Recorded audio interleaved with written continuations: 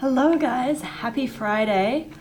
I posted on the Instagram story the other day asking whether you guys wanted me to do a training on the first 3 steps that you need to do in creating an online course, and I had a few of you say yes, so here I am, live and in person with the Ultimate Course Creation Starter Kit, which you can download for free from stephtaylor.co/AP. I'm going to be walking through that in this training. If you haven't already printed out your copy, don't worry, because it'll still be available after this training. So basically, when you start creating your online course, there are 3 decisions you need to make. And so inside the Course Creation Starter Kit, which is, it's not my own, Amy Porterfield did make it. She is, like, I refer to her as Queen Amy. She is literally the course creation queen. Anyway, so in the Course Creation Starter Kit that she's put together, there are 3 main decisions you need to make when you kick off your course creation journey, and she's walked you through the 3 things that you need to do. So first decision is, what will your course be about? What topic will spark the most interest and engagement from your community so they will be eager and excited to buy? And I feel like this is where so many people get hung up when they're creating a course. They're like, oh, but like, who am I to be teaching this? Or will anyone buy it? Will anyone be interested? Or maybe the thing that you teach or the thing that you're really good at is a really niche kind of expertise. And you think, well, not enough people will be interested in it. But there's an art and a science to picking your topic, and I will run through that in a minute. The next decision you'll need to make after that is what to name your course. And Amy has included some naming formulas inside the starter kit, so I will run through those with you.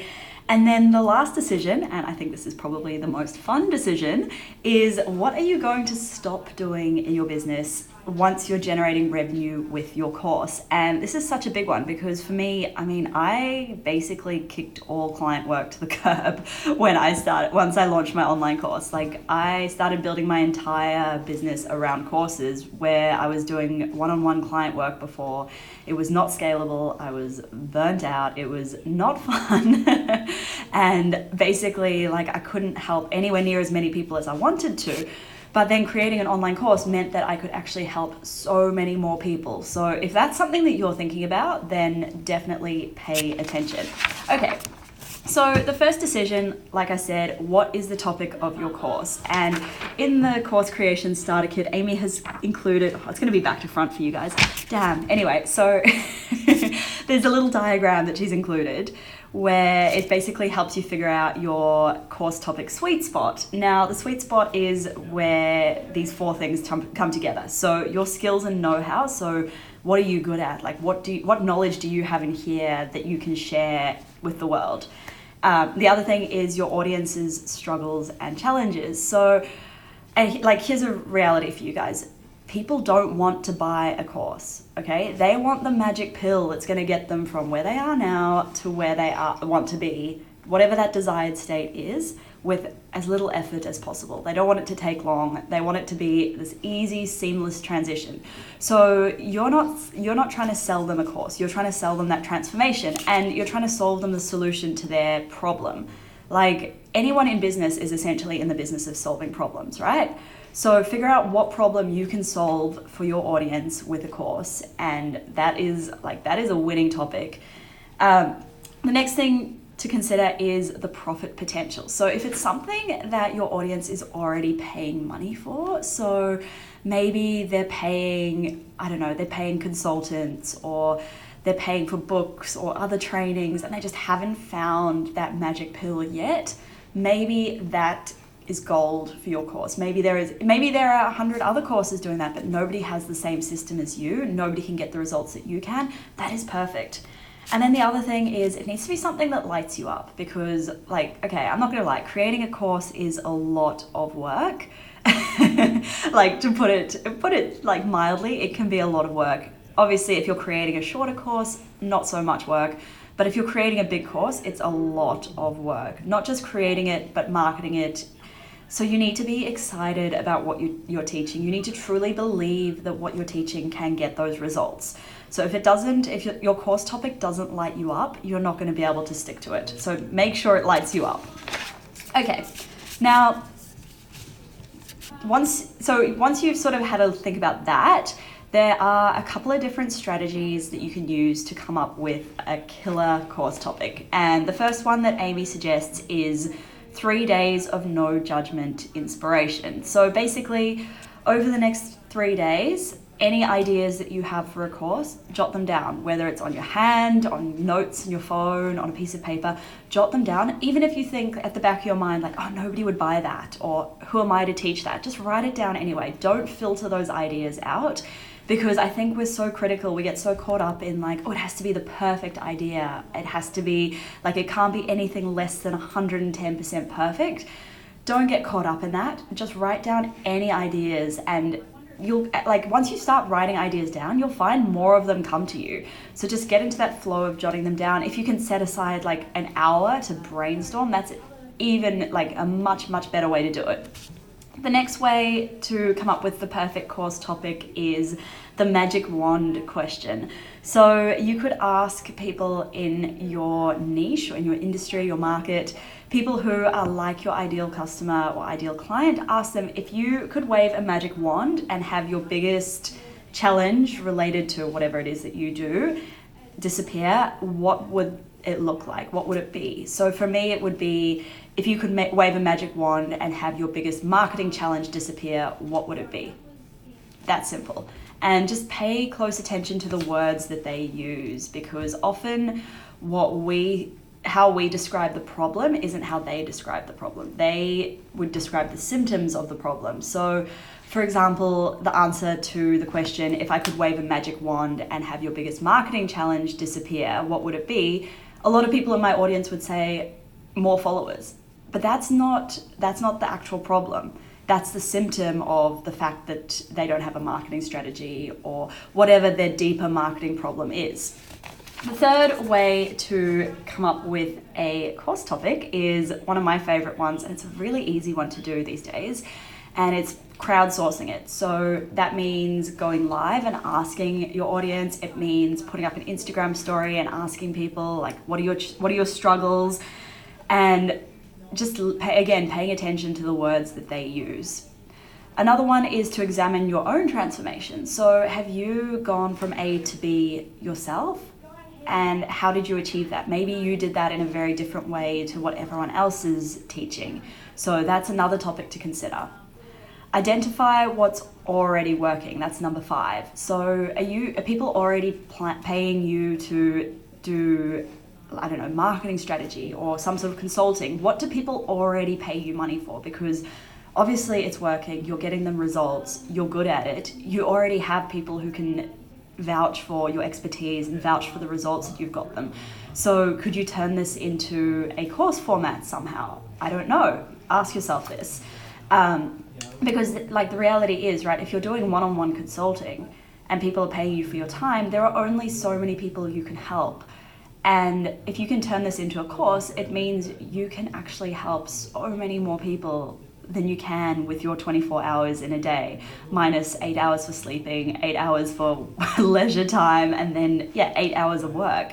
So you can impact so many more people if you turn this expertise into a course. Now, number 6, and I've done this one many times, I've seen a lot of other people do this as well, ask in Facebook groups. But big caveat here, pay close attention to who is actually giving you feedback, because a lot of these people in the Facebook groups aren't going to be your ideal customer or client. And like in actual fact, a lot of the people who hang out in, like, I don't know, say business Facebook groups, they do happen to be freebie seekers. They're probably not going to pay money for your course. So you just need to be really selective that you're only paying attention to the people who are your ideal customer or client. And then the last way to come up with a course topic is to make 3 course calls to gain a flood of insight, in Amy's words, not mine. And this is like the scariest way to do it, but it's probably the most effective, because you're getting their struggles in their own words.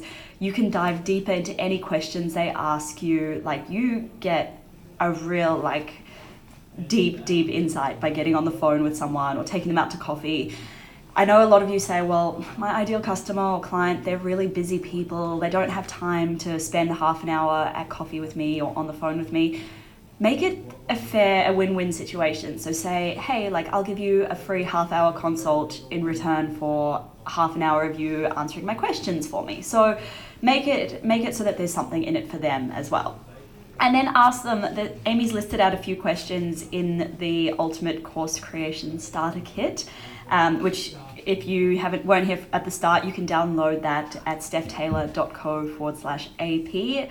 And inside it, there are a bunch of questions you can ask your ideal customer or client or whoever it is that you get on the phone. Run through those questions for some deep insights on how you can help them, what problems you can solve. Okay, so once you've picked your course topic, you need to pick what type of course you're going to do. And Amy has created an amazing quiz that you can do for free. I've listed the link to it in the pinned comment below, but you can also get that at stephtaylor.co/quiz. And it runs you through a bunch of basic questions to figure out where you're at your business, what you can teach, what your goals are, and it spits out what the perfect type of course for you is, because there are a bunch of different course types. So I'm just going to briefly run through these. Once you do the quiz, when it spits out your answer, it gives you a much deeper dive into the type of course and how that plays out, what kind of things you can teach in it. So I'm not going to dive that deep into each of these. The first course type is the workshop course, and this is like a 2-hour, 3-hour training, and it's one single struggle, or you're basically giving them a very quick win, right? Then there's the starter course. Now, an example of this is my email Kickstarter course. It's a $37 course. It's a really basic introduction to email marketing for people who don't know, they don't even have a MailChimp account, they don't know how to set up automations, they don't know how to do any of that stuff. It's a real beginner intro thing. Yes, I could go a lot deeper into that, but that then wouldn't be a starter course. That would be the next type of course, which is a spotlight course. So that is a deeper dive into one main area of your expertise. So an example of this is my Facebook Ads That Flourish course, or my most recent one, Instagram. So those are deep dives into Facebook ads and into Instagram marketing. And then the next one is the signature course. Now, this is like your complete comprehensive system. So this is a biggie. This is most likely going to be premium priced. You know you can get that transformation, and it's a big transformation. It's a bigger commitment of time from your student, but you're going to get them amazing results. Now, an example of this would be, I'm trying to think of an example.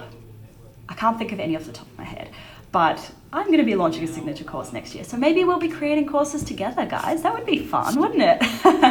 But yes, I will be launching my signature launching course next year, which is going to be my 6-step framework for a successful launch. And then the last type is the certification course. And this is more like if somebody completes your course, you give them a certification to say that they're qualified in whatever it is that you teach. And this might look good on their resume, or maybe it's to, get a particular type of job. Whatever it is, it's a specific certification. That's the outcome they're getting. Okay, the next decision you need to make is, what the heck are you going to name your course? And with both of my courses, I got very hung up on this one for a long time. My Instagram one, Instabam, I didn't even come up with a name for that until probably the week before I launched it. And massive shout out to Anita from WordFetty, because I'm pretty sure she came up with the idea of Instabam. I really liked it. But so the big hang up I had with Instabam is the name doesn't really tell you what the course is about. So, and I'll touch on this in a second, because there's a way around that. There's a way to get around the fact that your name, you can use a clever name and then still explain what the course is about. And I'll touch on that shortly. So in the course creation starter kit, Amy has put a checklist to run through with your name, your course name ideas. Again, I just recommend getting pen and paper and brainstorming. There are also some power words that she's listed in the course creation starter kit. So grab that. It's a 23-page resource. She gives away so much amazing value for free. So definitely jump on that and download it from stephtaylor.co/AP. Okay, so now the 6 different types of course names. The first one is the result in the title. So, and some of the examples that Amy's given is Double Your Dating, Your Best Year Ever, which is by Michael Hyatt. So it basically tells you the exact transformation you're going to give them in the title of the course. It's pretty straightforward. It's pretty compelling. I really like this one. I think it makes selling it really easy because you're basically telling them what you're giving them, what the outcome they're going to get is right off the bat. The next type is the hyper-specific outcome. So this is kind of where you're like almost guaranteeing a particular outcome. So one of the examples she's given here is 6-figure songwriting. That's a very specific outcome, right? And same with social media marketing in 20 minutes per day. Again, very, very specific. The next one is the journey. So this is something like 0 to launch, idea to exit, scrawny to brawny. I love that one. So you're giving that idea of this is where you are now. This is where this course is going to take you to. Here's like your transformation. The next type is the signature proprietary system. So this is like product launch formula, which is by Jeff Walker, Amy Porterfield's Digital Course Academy, which I've been through and like 120% recommend. So that's like the signature course, the big like formula, framework, that kind of course that's perfect for that. The next type is the creative or the cheeky spin. And one of the examples she's given is B School, Marie Forleo's B School. Marie Forleo also has another really cool name for her other one, the Copy Cure. And if you go, like, I'm a member of the Copy Cure, and in it, it's like all themed around like medical things. So it's like copy injections and like copy fixes and, you know, like little band-aids. And it's just like all so perfectly branded. I love it. Anyway, sorry, absolute tangent there. And then the last type of course name is that it is what it says it is. So something like Book Yourself Solid and Get More Sales, or Uber Driving Academy. Like, that's pretty straightforward. It tells you exactly who it's for in the name. So yes, coming up with a course name is tough. Don't get like too hung up on it, because even if it doesn't say in the name what it is, there is this magical thing called a subtitle. And then this is what I use for Instagram, right? So Instagram, the name itself doesn't tell you what the heck is actually in the course, but then I use the subtitle, which was your complete A to Z guide to igniting your business with Instagram minus the fluff. That's what it was. Yes. So like, because the name itself's really short, and then I have the subtitle. A few other people do them as well. So Amy Porterfield's her old course, Webinars That Convert, the complete A to Z blueprint for creating and delivering high-converting webinar funnels that flood your list full of raving fans, build massive trust and value, and quickly put your scaled-up profits on autopilot. Like, that's pretty compelling. So in the starter kit, there are a bunch of power words. Remember stephtaylor.co/AP to download Amy's Ultimate Course Creation Starter Kit for free. These power words, like, some of them are pretty cool. Things like accelerated and blueprint and fun words that you wouldn't normally think of.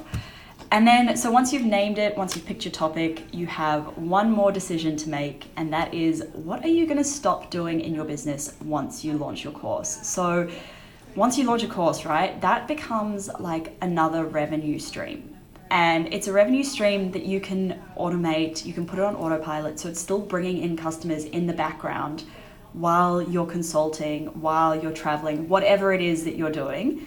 So now some examples that Amy's listed in here, like, I will no longer take on clients just for the fear that I won't make money. And this was a big one for me when I was doing client work, right? I was taking on clients that didn't light me up simply because I thought, oh, like, I need to pay the bills, like, oh. And then those were the clients that would cause me like the most heartache. They'd be the ones that I'd be up in the middle of the night working on, like they'd be the ones messaging me Sunday nights, you know, that kind of thing. So when you launch a course, it frees up your time and it means you can work with clients that light you up. Like you don't have to just take on work to pay the bills.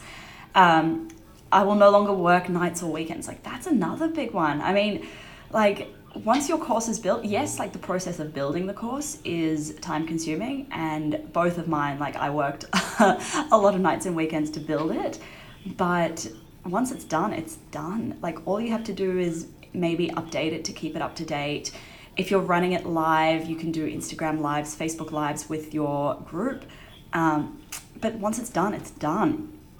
So definitely make that decision. What are you going to stop doing in your business? And I wish you guys good luck with making those first 3 course creation decisions. Remember to download the starter kit from stephtaylor.co/AP, and then also take the quiz to figure out what type of course is going to be best for you from stephtaylor.co/quiz. Both of the links are in that pinned comment below, but you can't click on them, unfortunately. Thank you, Instagram. So maybe this is something that you guys will get started on this weekend. Maybe just set aside like an hour to start thinking about it. Once you start getting the ball rolling, like it might seem like a big overwhelming thing right now, but trust me, once you start getting it all rolling, once you start getting the wheels in motion, just take one little step at a time and you will get it done. Like you don't have to launch it tomorrow. Just remember that. If you launch it 6 months from now, like that's still going to make a huge difference in your business. The key is to just get started. Once you get started, it's so much easier to keep moving, okay? Anyway, so yes, grab the starter kit, do the quiz, links are in the pinned comment below, and have a wonderful rest of your Friday and a wonderful weekend, guys. If you have any questions at all, feel free to slide into my DMs. I'm usually pretty responsive. Anyway, bye guys. Thank you so much for joining me on this live. See you later.